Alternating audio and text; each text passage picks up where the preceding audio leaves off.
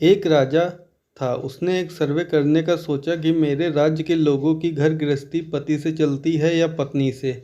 उसने एक इनाम रखा कि जिसके घर में पति का हुक्म चलता हो उसे मनपसंद घोड़ा इनाम में मिलेगा, और जिसके घर में पत्नी की चलती है वह एक सेब ले जाए।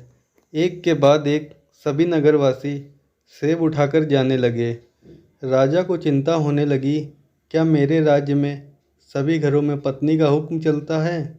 इतने में एक लंबी लंबी मूँछों वाला, मोटा तगड़ा और लाल लाल आंखों वाला जवान आया और बोला, राजा जी, मेरे घर में मेरा ही हुक्म चलता है, घोड़ा मुझे दीजिए। राजा खुश हो गए और कहा, जा अपना मनपसंद घोड़ा ले जाओ। चलो, कोई एक घर तो मिला जहाँ पर आदमी की चलती है। जवान काला घोड़ा लेकर रवाना हो गया। घर गया और फिर थोड़ी देर में घोड़ा लेकर दरबार में वापस लौट आया। राजा, क्या हुआ, वापस क्यों आ गए? जवान, महाराज, मेरी घरवाली कह रही है काला रंग का अशुभ होता है, सफ़ेद रंग शांति का प्रतीक होता है। आप सफ़ेद रंग वाला घोड़ा लेकर आओ, इसलिए आप मुझे सफ़ेद रंग का घोड़ा दीजिए। राजा, अच्छा, घोड़ा रख और सेब लेकर चलता बन। इसी तरह रात हो गई। दरबार खाली हो गया।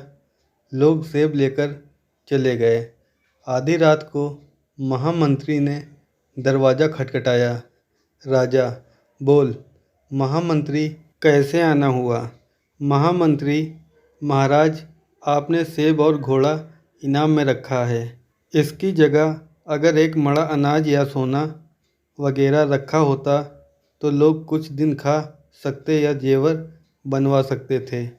राजा, मैं भी इनाम में यही रखना चाह रहा था, लेकिन महारानी ने कहा कि सेब और घोड़ा ही ठीक है, इसलिए वही रखा। महामंत्री, महाराज, आपके लिए सेब काट दूं? राजा को हंसी आ गई और पूछा, यह सवाल तुम दरबार में या कल सुबह भी पूछ सकते थे। आप आधी रात को ही क्यों आए? महामंत्री, महाराज, मेरी धर्म पत्नी ने कहा अभी जाओ और अभी पूछ के आओ, सच्ची घटना का पता तो चले। राजा, बात काटकर, महामंत्री जी, सेब आप खुद ले लोगे या घर भेज दिया जाए? समाज चाहे जितना भी पुरुष प्रधान हो, लेकिन संसार स्त्री प्रधान ही है। दोस्तों, ये कहानी कैसी लगी कृपया कमेंट में बताएं। ऐसे ही कहानी सुनने के लिए चैनल को सब्सक्राइब करें, लाइक करें। आपका बहुत बहुत धन्यवाद।